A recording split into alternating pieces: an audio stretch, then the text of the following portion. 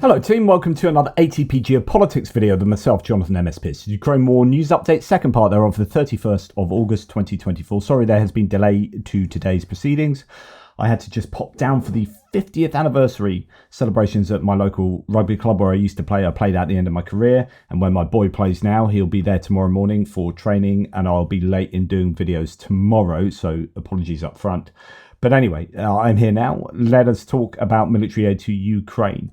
And we will start with military aid and general assistance. The US will provide Ukraine with $800 million for energy infrastructure restoration, according to Ukraine's economy minister, Yulia Svidenko. Too many letters there that shouldn't be as close as they are to each other. Energy is a big thing, obviously, especially as we move into autumn and then winter, where things will get an awful lot colder, and there will need to be a consistent supply of heating and energy. And Russia has already degraded the Ukrainian energy infrastructure. They've had much more success at that of late compared to what they attempted to do in previous winters. So it's definitely a concern going forward. Ukraine will receive about $415 million from the World Bank to support their education system, according to the Ministry of Finance of Ukraine. The agreements are to be signed in September this year. By the end of 2024, Ukraine will be able to receive $200 million in the general fund of the state budget. So those are all the things that help Ukraine tick over as they are maintaining their war efforts. Now, Danish Prime Minister has said a few things. This is Mette Frederiksen. Ukraine must win because if Russia wins, we all lose. Denmark was prepared to transfer F-16 fighter jets to Ukraine at the onset of the war, according to her during a conference in Prague. I think that is at the GlobSec Global Security Conference. So at the GlobSec conference in Prague, she apologized for the F-16 delays. Not that it was her fault, but that she said, I was ready to transfer them at the beginning of the war, but there were quite long discussions in NATO about whether this was a good idea. And of course, this is that whole discussion about, the worry. It takes a long time for countries, so many disparate countries coming together, allied with Ukraine, but discussing, whether it's a good thing to do X, Y, or Z, and eventually these conclusions are arrived at. But often it takes so long in order to get equipment to Ukraine, to agree to send them the kit. And some nations are saying, look, we were up for it straight away, and it didn't happen because X, Y, and Z. And you could argue this is what's going on with regard to restrictions, although this is not a case of so many countries coming together to discuss things. This is the US not allowing Ukraine to hit deep into Russia, and that is really irritating the Ukrainians a lot at the moment. That definitely needs to be changed. But staying on F-16s, Ukraine apparently uses highways as runways, according to a French TV channel, LCI. Now, I don't know if this is true. The Ukrainians were eyeing up the use of Gripen. Gripen aircraft are able to take off from a number of places because the intake of the air is arranged differently on those, and you don't suck up so much FOD, foreign object debris, whereas the F-16s are vulnerable to sucking up stuff into their air intake, and so they have to have pretty pristine runways. That means that they are less likely to be able to use highways as runways, but if you can prepare the highway as well as possible, then perhaps that is doable. But interesting that the claim there is that they are able to use highways. That would allow the Ukrainians to be able to use many other places to operate F-16s from and to. That would keep the Russians guessing, and would be better for protecting those F-16s from the Russian attention and missiles. Wall Street Journal reports that the US has declined to send contractors to Ukraine to service F-16s. Instead, the US hopes the European countries will take on a, quote, significant and possibly all responsibility for maintaining Ukrainian F-16s. So that's interesting. There's talk previously about Lockheed Martin having not been approached by, for example, the US DoD in order to help train or help do X, Y, and Z with regard to maintaining, for example, the Ukrainian. I think that's more in terms of pilots, but anyway, probably with maintaining as well. It looks like the US wants Europe to take the lead on F-16s. It gets frustrating if they're up for doing that, and yet the US then say, yeah, we want you to do all of this, but we won't let you use them to fire missiles into Russia. That's when it gets really frustrating. It's like, okay, look, do you want Ukraine to be able to take the lead on how they do their war? And do you want to overrule what many European nations are stating? In that case, okay, well, how about you do more in this kind of way or that kind of way? So there are all sorts of issues going on at the moment. Some people are saying that actually there hasn't been enough HIMARS ammunition going over. There haven't been enough general packages from the US in terms of comparing US aid to what it was previously, year to year, month to month comparisons from previous years make it look like the US is actually not giving as much at the moment. Now, it could be because they're worried about November elections coming up and they want to make sure that there is enough in the tank to give to Ukraine going forward if Trump gets in and aid is stopped. So it's about eking out the package that they already have for as long as possible. So that could be one reason.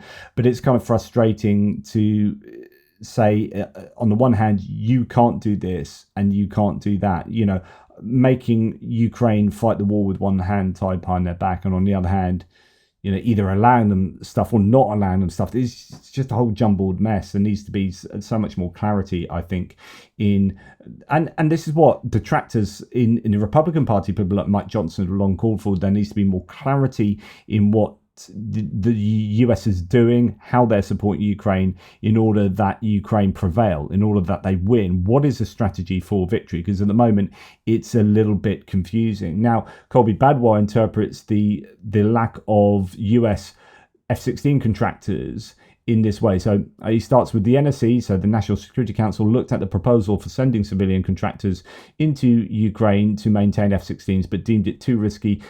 Instead, the hope is that European countries will take on more and perhaps all of the responsibility for maintaining the F-16. So it's a slightly more complete quote from the Wall Street Journal. He says, what? The US Department of Defense said months ago that they are leading F-16 sustainment.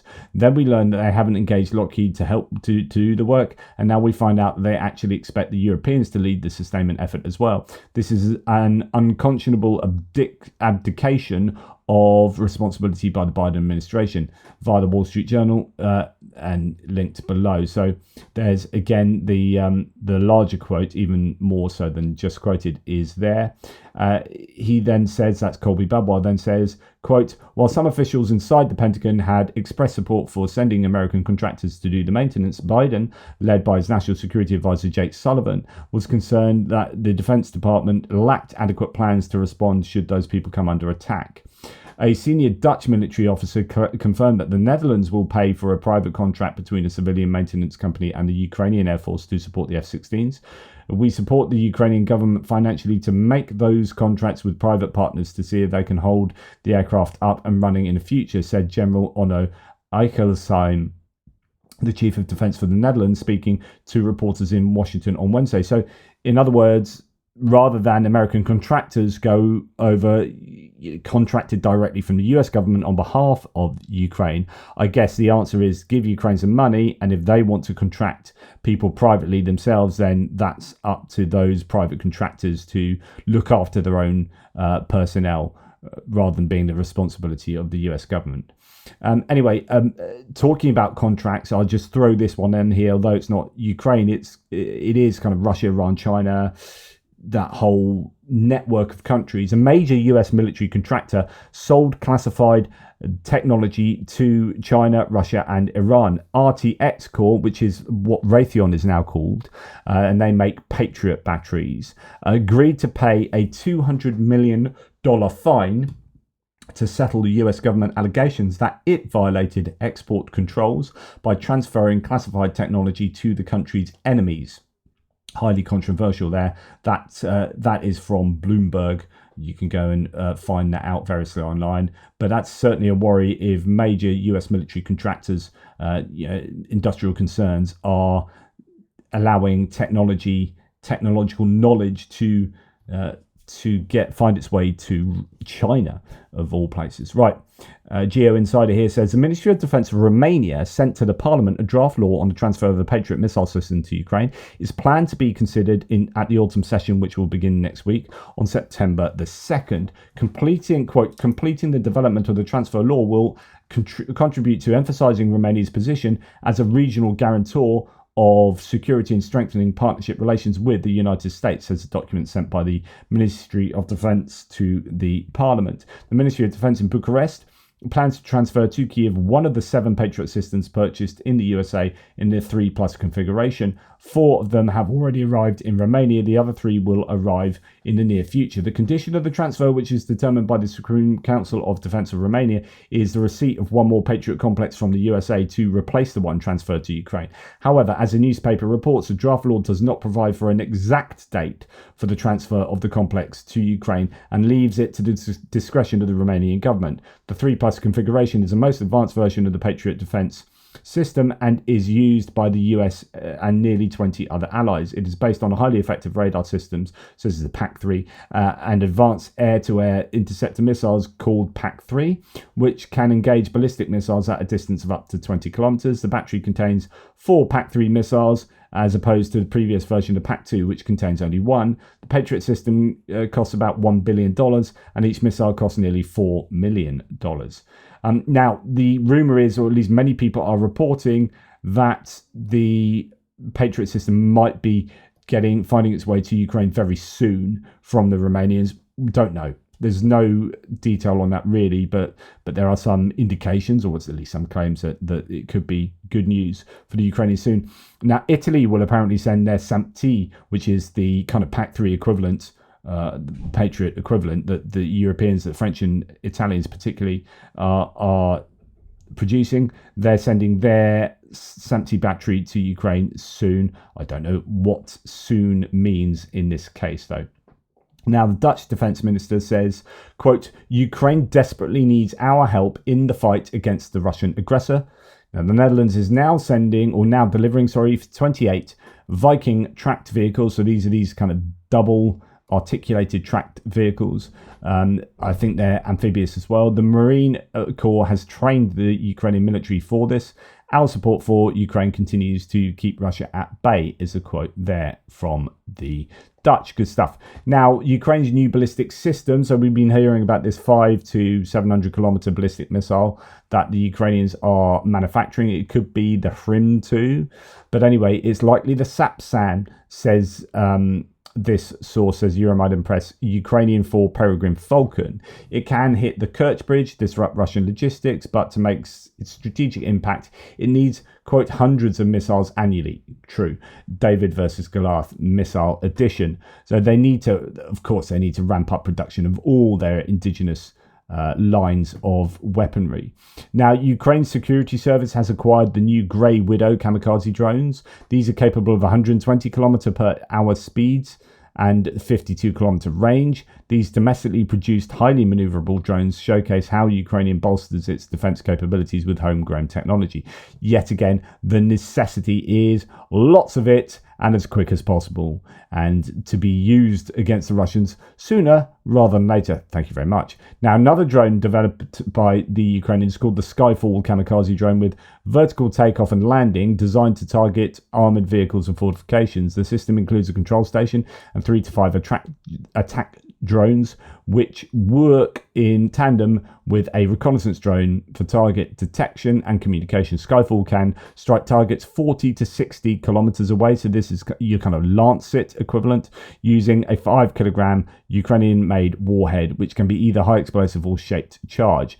And to be able to take off, vertically, that makes it rather useful. You don't have to have a longer runway, run it from a field or whatever. You can just get it somewhere and take off in a fairly confined space. Ukraine mulls legalizing private military companies. Now, this doesn't surprise me at all. I've been wondering whether this would happen at some point.